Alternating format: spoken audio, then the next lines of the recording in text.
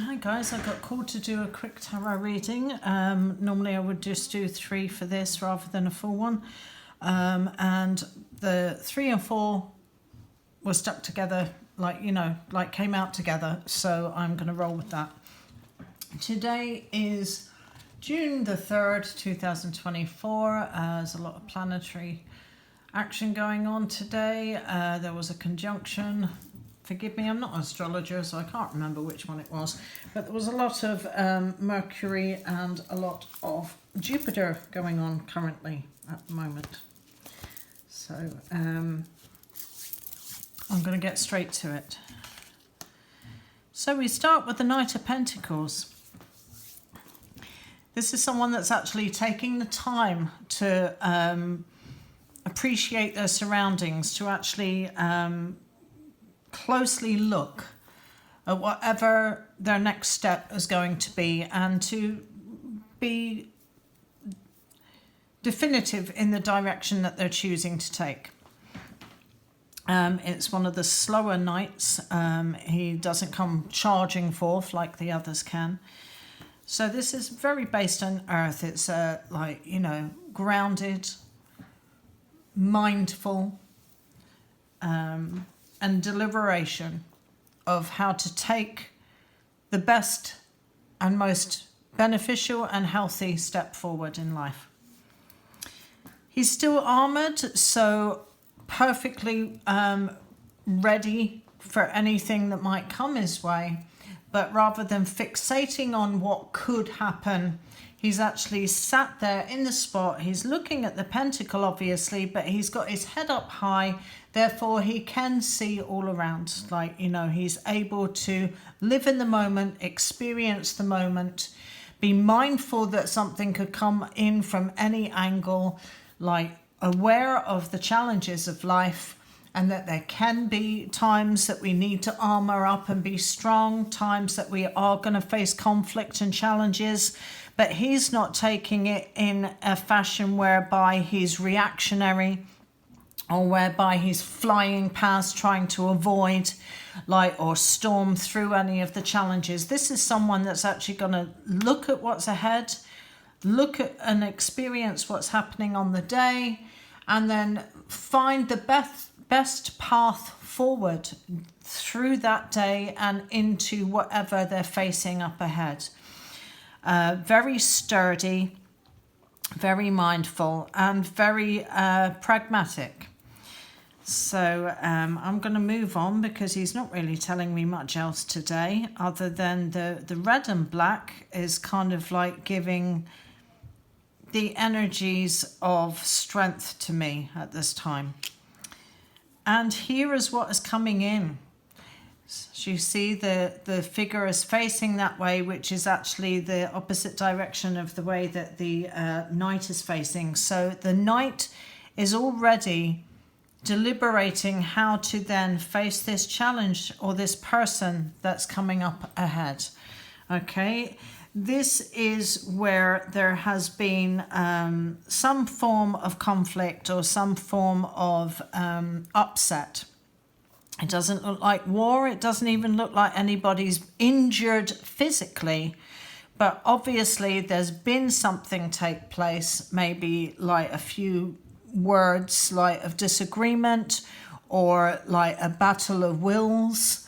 It's hard to kind of understand sometimes how our actions or our words or anything can actually sometimes upset other people. Look how far away this figure is from the person holding all of the swords. So we're going to make the assumption that the person holding and gathering up the swords is the person that felt that they were in the superior, that they were the antagonist. And the look on their face is kind of a bit a bit kind of ego boosted, I've just got my way.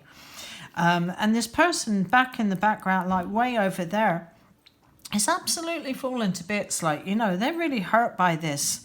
And the other person has his back turned, it's over. Whatever it is, it's done and finished. But it has left hurt. It has left hurt. And so the Knight here is possibly kind of like saying, right, okay, what is my best way forward here so that I don't create more hurt, so that I'm not compounding an already sore issue. So I would take it as like, put yourself in the Knight's shoes. Like, view any situation with his patience and his due diligence and with his strength and with his mindfulness, so that anything that is upcoming doesn't end up hurting someone, and that you don't find yourself in a place where you're actually kind of feeling a little, battle won. Because at the end of the day, nobody wins any battles. Nobody wins any fights. There's always a party that has had an upset, or there's always a party that walks away disappointed. There is no winning when it comes to conflict, none whatsoever. It's all about sitting down and finding a middle ground in the healthiest possible fashion. Okay. And there's the battle again, but this time it's got energy. This is where it was all in the minds. It was all in the ego here. But now maybe it's not so much a battle, but maybe how the Morris dancers, it's a tradition. It's something that started as one thing and became another thing. So maybe it's now used the energy of whatever this disagreement is to actually put it into something physical, put it into something that can be created in a different way. So if there's an issue and it seems to be all up in the head, all in the mind, people with too many opinions or too many conflicting views, put it into a project, put it into something creative, or put it into something physical. Maybe go out for a jog, or join a club where you're doing martial arts. Or a dance club even, if there's a Morris dancers or whatever, that sort of thing. Because even though there's a lot of wands going on here, obviously as fire energy, it doesn't actually look like they're fighting per se. As a matter of fact, it could just be that they're actually taking down a pentacle, that they're trying to put one up. It could be that they're dancing with sticks, like I said, kind of like the Morris dancing type thing, traditional. It could be that they're drawing power, as in a magical ritual practice where they're actually kind of doing a cone of power, but they're doing it with their wands. There's an awful lot of things that this could represent, but if you actually take a look at all of their faces, they don't actually look angry. They don't look like they're trying to defend themselves. They don't look like they're angry. They just look like this is something we have to do. This is the way to do it.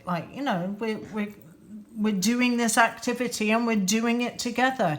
And each one of them seems to be doing their role. They don't seem to be upset doing their role. They don't seem to be angry doing their role. They don't seem to hold any kind of form of aggression in what they're doing. So whatever this is something that is going to be a healthier way of this. This is in the head. This is going to hurt people. This is the healthier route through it. Although what it is, the 2 5s, the 5 and the 5, obviously 5s is where we get to make a choice. Okay, we get to the 5s in the tarot, and it's okay, if things have been going awry or being toxic or traumatic or nasty or all of those sort of things, this is the point where I can change it. I can then go into the 6 with a different mentality, ergo change the energy, ergo have a different outcome. The saying where they say, why keep doing the same things and expecting a different outcome? It's never going to happen. It's just going to be a perpetual cycle. So take whatever angst and even this ego face, I still see that as an ego face, and the harm that can cause, and turn it into something physical. Because a lot of the time, physical action is actually what helps the mind calm down. And I don't mean physical action as in go punch someone in the face if they're pissing you off. I mean physical action as in I'm feeling aggression. I should not be being aggressive to other people. I should not be letting it fester inside me. I should go for a big, long walk and release that aggression through the physical action. Okay, so that's what this is talking about here. And then look how calm that reading ends. Just look how calm. It ends in a mutual understanding. It ends in a mutual exchange. It ends in a meeting of minds, meeting of hearts, and a compromise that is working for both parties. Okay, so whatever angst came in the middle, it is going to turn out well. But I feel that the only way it's going to turn out as this mutual agreement and this compromise position of mutual respect is by taking the knight stance in the beginning. If you go in calm, mindful, and willing to look for a solution, rather than taking on the air of the swords and the angst of the fives and the ego of this character collecting the swords, then you can then find a physical way to move forward that will then bring harmony and mutual respect at the end. Okay, now obviously the two cups kind of represents a union, like, you know, unity and harmony. And then we have the caduceus, so like healthy. Okay, this is healthy union.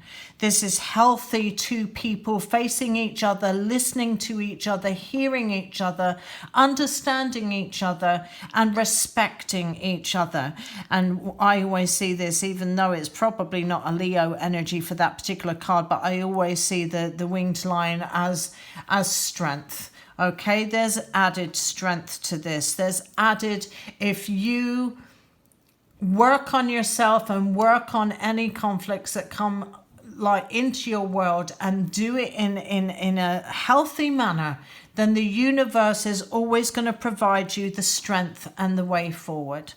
So not quite the energy that I was feeling when I took out the cards today. Like, you know, it had been a wonderful weekend. Didn't feel like there was going to be any strife ahead at all. But obviously we can never foresee where strife could come. And this could be something more mundane. And this might not even be a case of personalities or people.